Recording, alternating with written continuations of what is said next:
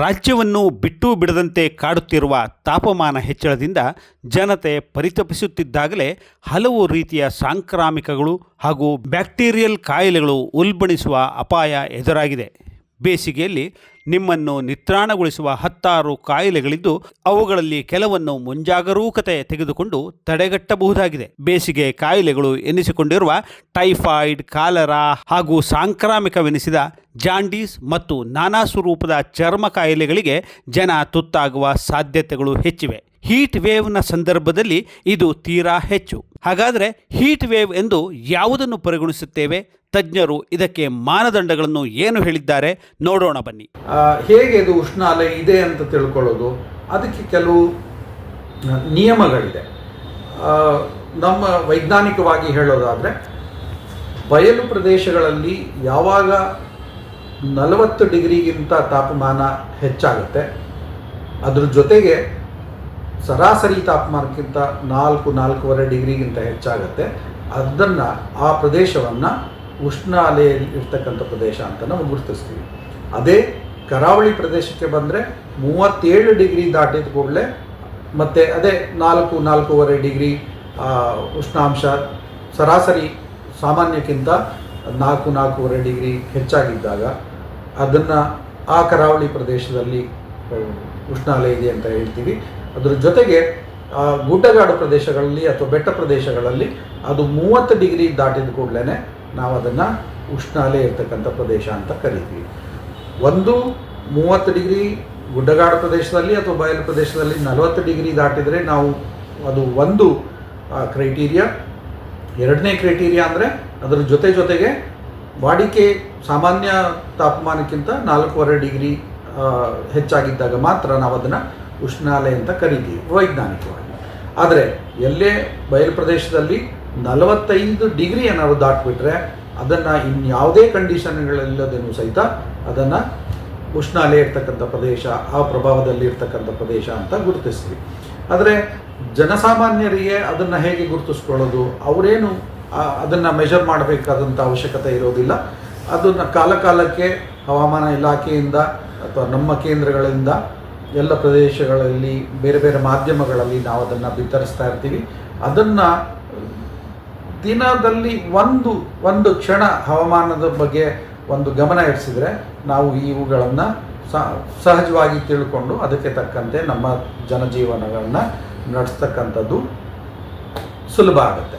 ಈ ನಡುವೆ ರಾಜ್ಯಾದ್ಯಂತ 1 ವಾರ ಕಾಲ ಭಾರೀ ಗಾಳಿ ಸಹಿತ ಮಳೆಯಾಗಲಿದೆ ರಾಜ್ಯದಲ್ಲಿ ಎಂಬುದಾಗಿ ಹವಾಮಾನ ಇಲಾಖೆ ಮುನ್ಸೂಚನೆ ನೀಡಿದೆ.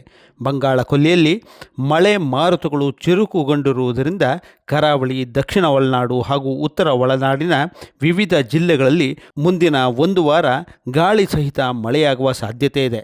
ಅಪಾಯವೆಂದರೆ ಈ ರೀತಿಯಾಗಿ ಮಧ್ಯೆ ಮಳೆ ಸುರಿದು ಮತ್ತೆ ಬಿಸಿಲು ಏರುವುದರಿಂದ ಆರೋಗ್ಯ ಇನ್ನಷ್ಟು ಹದಗೆಡುವ, ಸಾಂಕ್ರಾಮಿಕಗಳು ತೀವ್ರವಾಗಿ ಹಬ್ಬುವ ಎಲ್ಲ ಅಪಾಯಗಳು ಇವೆ. ಇದರಿಂದಾಗಿ ತಾಪಮಾನದ ಏರುಪೇರು ಸಹಜ. ಒಂದೆಡೆ ತೇವಾಂಶ ಹೆಚ್ಚಳವಾಗುತ್ತದೆ, ಮತ್ತೊಂದೆಡೆ ಭಾರೀ ಬಿಸಿಲಿನಿಂದಾಗಿ ತಾಪಮಾನ ಏರುತ್ತಲೇ ಇರುತ್ತದೆ. ಇದು ನೇರವಾಗಿ ಮನುಷ್ಯನ ದೇಹದ ಮೇಲೆ ವ್ಯತಿರಿಕ್ತವಾದಂಥ ಪರಿಣಾಮವನ್ನು ಬೀರುತ್ತದೆ ಎನ್ನುತ್ತಾರೆ ತಜ್ಞರು. ಕೇವಲ ತಾಪಮಾನ ಏರಿಕೆಯಿಂದ ಅಂದರೆ 40 ಡಿಗ್ರಿ ದಾಟ್ಬಿಡ್ತು ಇದರಿಂದ ಉಷ್ಣಾಲಯ ಇದೆ ಅಂತ ಹೇಳೋದು ಒಂದಾದರೆ, ಇನ್ನೊಂದು ಪರಿಣಾಮ ಅದರಲ್ಲಿರುತ್ತೆ. ತಾಪಮಾನದ ಜೊತೆಗೆ ಆರ್ದ್ರತೆನೂ ಅಂದರೆ ತೇವಾಂಶನೂ, ಗಾಳಿಯಲ್ಲಿ ತೇವಾಂಶನೂ ಅದು ಕೂಡ ಒಟ್ಟಾಗಿ ಹೆಚ್ಚಾಗ್ಬಿಟ್ರೆ, ಒಂದೇ ಸತಿ ಅದ್ರ ಜೊತೆ ತಾಪಮಾನದ ಜೊತೆಗೆ ಹೆಚ್ಚಾದರೆ ಅದು ಇನ್ನಷ್ಟು ದುಷ್ಪರಿಣಾಮವನ್ನು ಜನರ ಮೇಲೆ ಬೀರುತ್ತೆ. ಅದಕ್ಕೆ ನಾವು ಹೀಟ್ ಇಂಡೆಕ್ಸ್ ಅಂತ ಕರಿತೀವಿ. ಅದಿದ್ದಾಗ ಆ ಥರ ಆರ್ದ್ರತೆಯೂ ಹೆಚ್ಚಾಯಿತು, ತಾಪಮಾನವೂ ಹೆಚ್ಚಾಯಿತು ಒಂದೇ ಸಮಯದಲ್ಲಿ ಅಂದಾಗ ನಮಗೆ ಏನಂದರೆ ಉಸಿರಾಡೋದು ಕೂಡ ಕಷ್ಟ ಆಗ್ತಕ್ಕಂಥ ಪರಿಸ್ಥಿತಿ ಬರುತ್ತೆ. ಅದು ತುಂಬ ಅಪಾಯಕಾರಿ ಕೂಡ ಅಂಥ ಪರಿಸ್ಥಿತಿ. ಹೌದು, ಬೇಸಿಗೆ ಸಂದರ್ಭದಲ್ಲಿಯೇ ಊರ ಹಬ್ಬ, ಜಾತ್ರೆ, ಮದುವೆ ಇತ್ಯಾದಿ ಸಮಾರಂಭಗಳು ಹೆಚ್ಚು. ಜನಸಂದಣಿ ಹೆಚ್ಚಿರುವ ಕಡೆಗಳಲ್ಲಿ ಸಾಂಕ್ರಾಮಿಕಗಳು ಹಬ್ಬುವುದು ಸುಲಭ. ಇದರಿಂದ ಹೊರಗೆ ಊಟ ಉಪಹಾರಗಳಲ್ಲದೆ ಬೇಸಿಗೆಯ ಸಂದರ್ಭದಲ್ಲಿ ನಾವುಗಳು ರಸ್ತೆ ಬದಿಯ ಆಹಾರ ಸೇವಿಸುವುದೂ ಸಹ ಹೆಚ್ಚು. ಇದರ ಬೆನ್ನಲ್ಲೇ ಭೂಮಿಯ ಅಂತರ್ಜಲ ಮಟ್ಟವು ಕುಸಿತವಾಗುತ್ತಿದ್ದು ಬಾವಿ, ನದಿ, ಹಳ್ಳ, ಕೊಳ್ಳಗಳಲ್ಲಿ ನೀರು ತಳಕ್ಕೆ ಹೋಗಿರುತ್ತದೆ. ಇಂಥ ನೀರಿನಲ್ಲಿ ರೋಗಾಣುಗಳ ಪ್ರಮಾಣ ಹೆಚ್ಚಿರುತ್ತದೆ. ಇದರಿಂದ ಅಮೀಬಿಕ್ ಸೋಂಕಿಗೆ ತುತ್ತಾಗಿ ಕರುಳುಬೇನೆ, ರಕ್ತಭೇದಿಗೆ ಒಳಗಾಗುವ ಸಂಭವನೀಯತೆ ಹೆಚ್ಚು.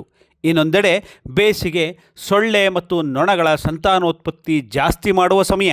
ಇದರಿಂದ ಸಾಂಕ್ರಾಮಿಕಗಳು ಸುಲಭವಾಗಿ ಹರಡುತ್ತವೆ. ಉರಿ ಬಿಸಿಲಿನ ತಾಪವನ್ನು ತಣಿಸುವ ಹಲವಾರು ಹಣ್ಣುಗಳನ್ನು ದಿನನಿತ್ಯ ಸೇವಿಸುವುದರಿಂದ ಬೇಸಿಗೆಯ ಕಾಯಿಲೆಗಳಿಗೆ ಕಾರಣವಾದ ವೈರಸ್ ಹಾಗೂ ಬ್ಯಾಕ್ಟೀರಿಯಾಗಳು ಸುಲಭವಾಗಿ ನಮ್ಮ ದೇಹವನ್ನು ಸೇರಿಕೊಳ್ಳುತ್ತವೆ. ಅಲ್ಲದೆ ತಂಪು ಪಾನೀಯಗಳ ಮೂಲಕವೂ ಸುಲಭವಾಗಿ ಅನೇಕ ರೋಗಾಣುಗಳು ನಮ್ಮ ದೇಹವನ್ನು ಹೊಕ್ಕು ರೋಗಗಳನ್ನು ಉಂಟುಮಾಡುತ್ತವೆ. ಪ್ರಮುಖವಾದ ಕಾಯಿಲೆಗಳ ಪೈಕಿ ಹೀಟ್ ಸ್ಟ್ರೋಕ್ ಅಥವಾ ಬಿಸಿಲ ಧಗೆಯ ಹೊಡೆತವೂ ಒಂದು. ಇದು ಬೇಸಿಗೆಯಲ್ಲಿ ಪ್ರತಿಯೊಬ್ಬರನ್ನೂ ಕಾಡುವ ಸಾಮಾನ್ಯ ಸಮಸ್ಯೆಯಾಗಿದ್ದು ಕಡೆಗಣಿಸಿದಲ್ಲಿ ಮಾರಣಾಂತಿಕವಾಗಿಯೂ ಕಾಡುತ್ತದೆ. ಹೀಟ್ ಸ್ಟ್ರೋಕಿಗೆ ಪ್ರಮುಖ ಕಾರಣವೆಂದರೆ ವ್ಯಕ್ತಿಯು ದೀರ್ಘಕಾಲದವರೆಗೆ ಉರಿ ಬಿಸಿಲಿನಲ್ಲಿ ಕಾಲ ಕಳೆಯುವುದು. ಹೀಗಾದಾಗ ದೇಹದ ಉಷ್ಣತೆಯಲ್ಲಿ ಇದ್ದಕ್ಕಿದ್ದಂತೆ ಗಣನೀಯ ಪ್ರಮಾಣದಲ್ಲಿ ಏರಿಕೆ ಉಂಟಾಗುವುದಲ್ಲದೆ ತಲೆನೋವು, ವಾಂತಿ, ತಲೆ ಸುತ್ತು, ವಾಕರಿಕೆ, ತಲೆ ತಿರುಗಿ ಬೀಳುವುದು ಇತ್ಯಾದಿಗಳು ಕಂಡುಬರುತ್ತವೆ. ಕಾಲಕ್ಕೆ ಬಾಯಾರಿಕೆ ಆಗದಿದ್ರೂ ನೀರು ಕುಡಿತಕ್ಕಂಥದ್ದು, ಅಥವಾ ಮಜ್ಜಿಗೆ ಇರ್ಬೋದು, ಪಾನಕ ಇರ್ಬೋದು, ಅಥವಾ ನೀರಿನ ಅಂಶ ಹೆಚ್ಚಿರ್ತಕ್ಕಂಥ ಹಣ್ಣುಗಳಿರ್ಬೋದು, ತರಕಾರಿಗಳು, ಸೊಪ್ಪು ತಿನ್ನುವಂಥದ್ದು, ಆದಷ್ಟು ಹಸಿ ತರಕಾರಿ ತಿನ್ನತಕ್ಕಂಥ ಒಂದು ವಾಡಿಕೆಯನ್ನು ಬಳಸ್ತಕ್ಕಂಥದ್ದು ಸೂಕ್ತ.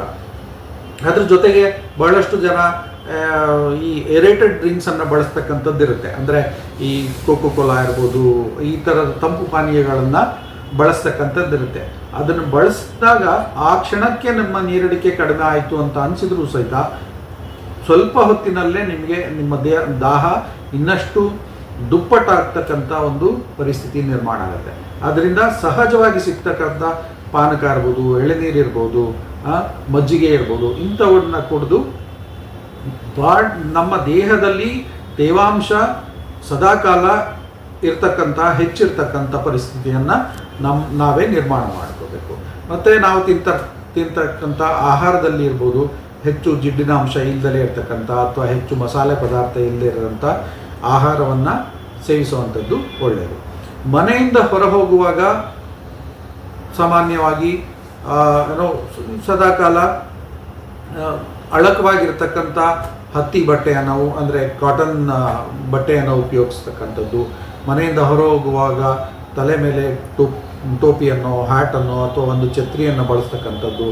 ಪಾದರಕ್ಷೆ, ಶೂ, ಸಾಕ್ಸನ್ನು ಬಳಸೋದನ್ನು ನಾವು ಆದಷ್ಟು ಅವಾಯ್ಡ್ ಮಾಡಿ ಪಾದಕ್ಕೆ ಗಾಳಿ ಆಡ್ತಕ್ಕಂಥ ಪಾದರಕ್ಷೆಗಳನ್ನ, ಅಂದರೆ ನಾವು ಏನು ಬ್ರೀತಬಲ್ ಫುಟ್ವೇರ್ ಅಂತ ಕರಿತೀವಿ, ಅಂಥವುಗಳನ್ನು ಬಳಸೋದು ತುಂಬ ಸೂಕ್ತ. ಮತ್ತು ಮನೆಯಿಂದ ಹೊರ ಹೋಗುವಾಗ ಮುಂಚೆ ಹೊಟ್ಟೆ ತುಂಬ ಆಹಾರವನ್ನು ಸೇವಿಸಿ ಸಾಧ್ಯವಾದಷ್ಟು ಯಥೇಚ್ಛವಾಗಿ ನೀರನ್ನು ಅಥವಾ ಇನ್ಯಾವುದೇ ಪಾನೀಯವನ್ನು ಸೇವಿಸಿ ಮನೆಯಿಂದ ಹೋಗುವಂಥದ್ದು ಸೂಕ್ತ. ಯಾಕೆಂದರೆ ಖಾಲಿ ಹೊಟ್ಟೆ ಇರ್ತಕ್ಕಂಥವ್ರಿಗೆ ಅದರ ಉಷ್ಣ ಅಲೆಯ ಪರಿಣಾಮ ತೀವ್ರವಾಗಿರ್ತಕ್ಕಂಥ ಸಾಧ್ಯತೆ ಹೆಚ್ಚು. ನಮ್ಮ ನರಗಳ ಮೇಲೆ ದುಷ್ಪರಿಣಾಮ ಬೀರುವಾಗ ಅದು ಹೆಚ್ಚು ಅಪಾಯಕಾರಿಯಾಗಿರ್ತಕ್ಕಂಥ ಸಾಧ್ಯತೆ ಹೆಚ್ಚು. ಅದರ ಜೊತೆಗೆ ಸಾಧ್ಯವಾದಷ್ಟು ಬಿಸಿಲು ಹೆಚ್ಚಿರ್ತಕ್ಕಂಥ ಸಮಯದಲ್ಲಿ ಹೊರ ಹೋಗದೇ ಇರತಕ್ಕಂಥದ್ದು ಅಥವಾ ಯಾವುದೇ ಚಟುವಟಿಕೆಯಲ್ಲಿ ಆದಷ್ಟು ಅವಾಯ್ಡ್ ಮಾಡುವಂಥದ್ದು, ಆಟೋಟಗಳನ್ನು ನಡೆಸದೇ ಇರತಕ್ಕಂಥದ್ದು ಅಥವಾ ಸಾರ್ವಜನಿಕ ಸಮಾರಂಭಗಳನ್ನು, ಇನ್ನೆಂಥದ್ದು ಸಭೆಗಳನ್ನು ಅಂಥವುಗಳನ್ನು ಆದಷ್ಟು ಕಡಿಮೆ ಇರ್ತಕ್ಕಂಥದ್ದು ಅಥವಾ ನೆರಳಿರ್ತಕ್ಕಂಥ ಪ್ರದೇಶಗಳಲ್ಲಿ ನಮ್ಮ ಚಟುವಟಿಕೆಗಳನ್ನು ರೂಪಿಸುವಂಥದ್ದು ಇರ್ಬೋದು. ಈ ಎಲ್ಲವುಗಳನ್ನು ಹೊರವಲಯದಲ್ಲಿ ತುಂಬ ಮಾಡಲೇಬೇಕಾದಂಥ ಪರಿಸ್ಥಿತಿಯಲ್ಲಿ ಮಾತ್ರ ಇದನ್ನು ಪಾಲಿಸ್ತಕ್ಕಂಥದ್ದು. ಅದೇ ರೀತಿ ಮನೆಯಿಂದ ಹೊರಗೆ ಹೋಗುವಾಗ ನಾವು ಹೇಗೆ ಕಾಪಾಡಿಕೊಳ್ಬೇಕು, ಅದೇ ರೀತಿ ಹೊರಗೆಯಿಂದ ಮನೆಗೆ ನಿವಾಸಕ್ಕೆ ಮರಳಿದಾಗ ನಾವು ಕೂಡಲೇ ನೀರಿಗೆ ಮೈಯೊಡ್ಡತಕ್ಕಂಥ ತಪ್ಪನ್ನು ಮಾಡಬಾರ್ದು. ಒಂದು 5 ನಿಮಿಷ ದಣಿವಾರಿಸ್ಕೊಂಡು ಸ್ವಲ್ಪ ನೀರನ್ನು ಅಥವಾ ಇನ್ಯಾವುದೇ ಪಾನೀಯವನ್ನು ಸೇರಿಸಿ ಒಂದು 5-10 ನಿಮಿಷಗಳ ನಂತರ ನೀರಿಗೆ ಹೋಗಿ ಕೈಕಾಲು ಮುಖವನ್ನು ತೊಳಿತಕ್ಕಂಥ ಒಂದು ಪದ್ಧತಿಯನ್ನು ರೂಪಿಸ್ಕೊಳ್ಳುವಂಥದ್ದು ಸೂಕ್ತ. ಮನೆಯಲ್ಲಿದ್ದಾಗ ನಮ್ಮ ರಾತ್ರಿ ಅಥವಾ ಬೇರೆ ಸಮಯದಲ್ಲಿ AC-ಯನ್ನು ಹಲವಾರು ಜನ ಬಳಸ್ಬೋದು. ಅದರಲ್ಲೂ ಸಹಿತ ಆ AC-ಯಲ್ಲಿ ಸೆಟ್ಟಿಂಗ್ನಲ್ಲಿ ನೀವು 24-25 ಡಿಗ್ರಿ ಮಾತ್ರ ಆ ತಾಪಮಾನದಲ್ಲಿ ಇಟ್ಟು, ತುಂಬ ತಾಪಮಾನ ಕಡಿಮೆ ಇಟ್ಟು ಅದರಿಂದ ಮತ್ತೆ ತಾಪಮಾನ ಹೆಚ್ಚಿರೋ ಪ್ರದೇಶಕ್ಕೆ ಪದೇ ಪದೇ ಹೋಗಿ ಬರುವಂಥದ್ದು ಸಹಿತ ಮಾಡೋದು ಸೂಕ್ತ ಅಲ್ಲ.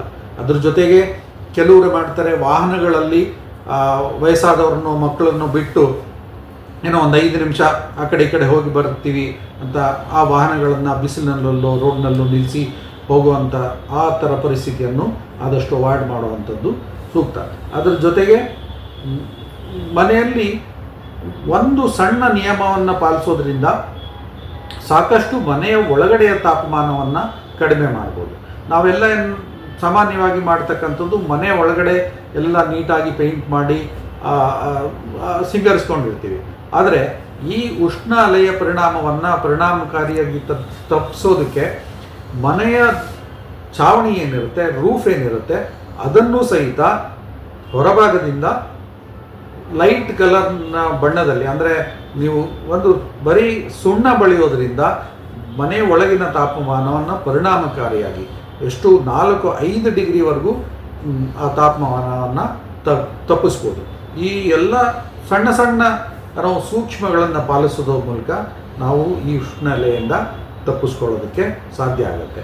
ಉತ್ತರ ಭಾರತದಲ್ಲಿ ಮಾತ್ರ ಇದು ಉಷ್ಣಾಲೆ ಇದೆ ಅಂತಲ್ಲ, ಇತ್ತೀಚಿನ ದಿನಗಳಲ್ಲಿ ದಕ್ಷಿಣ ಭಾರತದಲ್ಲೂ ಕೇರಳ, ಕರ್ನಾಟಕದಂಥ ಪ್ರದೇಶದಲ್ಲೂ ಸಹಿತ ಈ ಉಷ್ಣಾಲೆಯನ್ನು ನಾವು ಅದರಿಂದ ಜನಜೀವನ ಏನೋ ಸಾವು ನೋವುಗಳನ್ನು ದಾಖಲಾಗುವಂಥ ಪರಿಸ್ಥಿತಿ ನಿರ್ಮಾಣ ಆಗ್ತಿರೋದನ್ನು ನಾವು ಗಮನಿಸ್ತಾ ಇದ್ದೀವಿ. ಅದರಿಂದ ಈ ಸಣ್ಣ ಸಣ್ಣ ಅಂಶಗಳನ್ನು ಪಾಲನೆ ಮಾಡೋದರಿಂದ ನಾವು ಇದರ ದುಷ್ಪರಿಣಾಮದಿಂದ ತಪ್ಪಿಸ್ಕೊಳ್ಬೋದು.